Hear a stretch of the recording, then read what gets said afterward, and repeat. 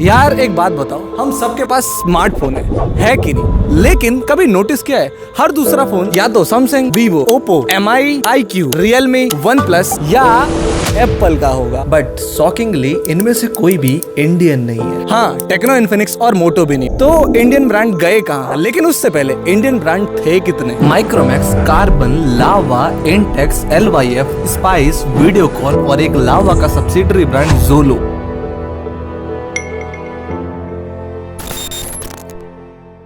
और एक बात बताऊं, 2010 से लेकर 2014 तक इन कंपनियों का शेयर अगर मिला लिया जाए तो ये 40% होता था। मतलब आधे इंडिया के स्मार्टफोन ये कंपनियां बांट रही थी। और माइक्रोमैक्स का कंपैरिजन तो सैमसंग जैसी बड़ी ब्रांड से होता था। तुम इस रिपोर्ट को देखो, सैमसंग के होते हुए माइक्रोमैक्स इंडिया का नंबर 1 वेंडर बन गया था और हम इंडियंस भी खुशी से इनके स्मार्टफोन लेते थे। लेकिन फिर अचानक सब बंद क्यों हो गया? और आज 2025 में अगर मैं इन सारे ही कंपनियों के मार्केट शेयर मिला भी लूं तो वो सिर्फ 1% है, जिसमें से सिर्फ लावा ही है जो कुछ करने की कोशिश कर रहा है, लेकिन हम इंडियंस उसे सपोर्ट नहीं कर पा रहे हैं, जिसका एक वैलिड रीजन है जो मैं आगे डिस्कस करके बताऊंगा। और ये भी बताऊंगा कि अपनी इंडियन गवर्नमेंट चाह के भी इन सारी कंपनी को सपोर्ट नहीं कर सकती। लेकिन इंडिया में ही दुनिया की सबसे बड़ी मोबाइल फैक्ट्री सिचुएटेड है, बट वो इंडियन नहीं है। तो चलो मैं सब कुछ डिस्कस करूंगा, तो इस वीडियो को ध्यान से सुनना।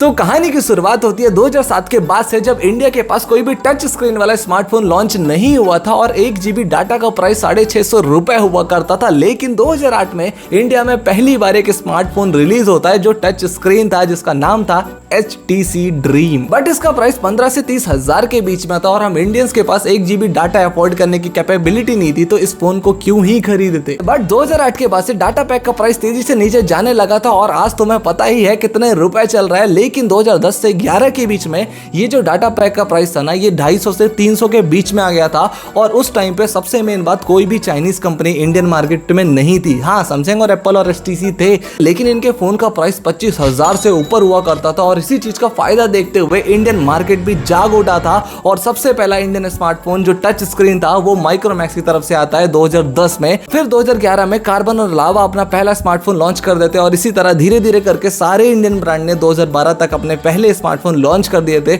और इन सब ने मिलकर अप्रॉक्स 40% मार्केट कैप्चर कर ली थी। और माइक्रोमैक्स तो अलग लेवल पे खेल रहा था, वो सैमसंग तक को टक्कर दे रहा था। फिर अचानक से लॉन्च होता है चाइना की तरफ से आने वाला इस ब्रांड का फोन, जिसका नाम था MI3। प्राइस था 14,999, डिजाइन था प्रीमियम और फीचर थे भरपूर। लेकिन इस चाइनीज ब्रांड को फेमस अपने इंडियन मीडिया ने ही किया। तुम यहाँ पे देख सकते हो इस अकेले फोन का कंपैरिजन 3 अलग फोन से किया जा रहा है, दो इससे भी ज्यादा महंगे हैं बट वो इसके बराबर भी स्कोर नहीं कर पा रहे। Xiaomi Mi 3 के इंतजार में अगर आपका वजन कम हो गया है और फोन मिलने के आसार कम हैं, तो आज हम आपको दिखाएंगे 3 ऐसे स्मार्टफोन्स के बीच करारी जंग जो फीचर्स और वैल्यू फॉर मनी क्वोशंट में तो Xiaomi Mi 3 से शायद मात खा जाएं। अब मीडिया में दिखाना गलत नहीं है, लेकिन ये पहला कदम था जो माइक्रोमैक्स से फोकस हटा रहा था और आज वो ऐसा हटा कि माइक्रोमैक्स गायब ही हो गया। फिर MI के बाद 2014 में और Chinese brand OnePlus, Oppo, Vivo launch होते हैं और इन सब ने मिलकर इंडियन ब्रांड की धज्जियां उड़ा दी थी, क्योंकि ये प्रीमियम डिजाइन और तगड़े फीचर वाला फोन कम प्राइस में बेच रहे थे। क्योंकि इनके पास था बिल्ट इन इकोसिस्टम, मतलब खुद ही फोन बना रहे थे और खुद ही फोन बेच रहे थे और इनके पास था भरपूर पैसा R&D में खर्च करने के लिए। लेकिन इनके पास एक और दिमाग था मार्केटिंग का, क्योंकि ये समझ चुके थे कि हम इंडियंस 10,000 की कमाई में एप्पल खरीदने का सपना देखते हैं, लेकिन EMI पे। और हमारे प्यारे इंडियन ब्रांड जो 40% मार्केट कैप्चर करने के बाद भी आज तक रोते कि हमारे पास R&D के लिए पैसा नहीं था, हमारे पास कोई बिल्ट इन इकोसिस्टम नहीं था, इसीलिए हमारा मार्केट शेयर 1% रह गया। बट इनके पास पैसा था, चाइना से फोन उठा के उसमें अपना थप्पा लगा के तुम्हें बेचने का। इनका मेन फोकस ही मार्केटिंग था, ना ही कोई रिसर्च करके एक ढंग का फोन बनाने का। तो इसी चीज को चाइना देखता है, ये हमारा ही फोन ले जाके अपना ब्रांड चिपका के तुम्हें बेच रहा है और इतना पैसा छाप रहा है। तो चाइना ने भी बोला चल मार्केट में मिलते हैं, और ऐसा मिला कि इंडियन ब्रांड को गायब ही कर दिया। लेकिन अब इंडियन स्मार्टफोन ब्रांड को सिर्फ एक ही कंपनी संभाल रही है, जिसका नाम है लावा, और एक और लॉन्च हुई है नई जिसका नाम है AI+। अब देखते हैं वो कितना चल पाती है। अब मेरे इस बोलने के तरीके ने ही आधे इंडियन स्मार्टफोन ब्रांड को डुबा दिया है, क्योंकि हम इंडियंस ही इंडियन ब्रांड पे भरोसा नहीं करते।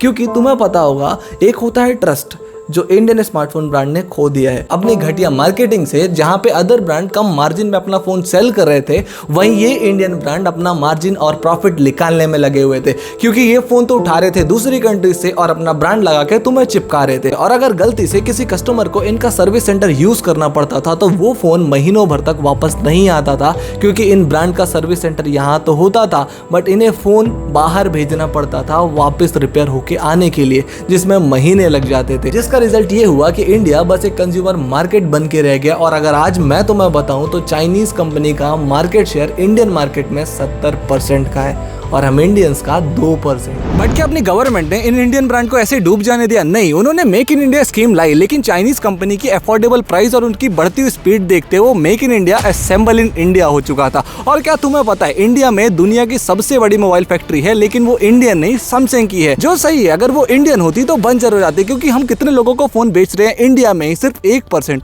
और हमारे फोन कहाँ कहाँ एक्सपोर्ट होते हैं, या तो बांग्लादेश या फिर नेपाल। तो इसके लिए अपनी इंडियन गवर्नमेंट इतनी बड़ी फैक्ट्री बनाने में मदद करती नहीं यार। वो सैमसंग है जो पूरे वर्ल्ड में बिकता है, जो हमारे लिए जॉब क्रिएट करके देता है और उसके फोन इंडिया में बन के बाहर एक्सपोर्ट होते हैं, जो इंडिया की जीडीपी बढ़ाने में मदद करते हैं। और क्या तुम्हें वो सीन याद है जब इंडिया और चाइना के बीच में वो कॉन्फ्लिक्ट हुआ था गलवान घाटी वाला? इसी चीज का फायदा देखते हुए माइक्रोमैक्स ने वापस आने की कोशिश की। पर बॉर्डर पे जो हुआ ना, वो ठीक नहीं हुआ। पर इस बार जो कुछ भी करूंगा वो सिर्फ इंडिया के लिए। माइक्रोमैक्स वापस आ रहा है लेकर इन।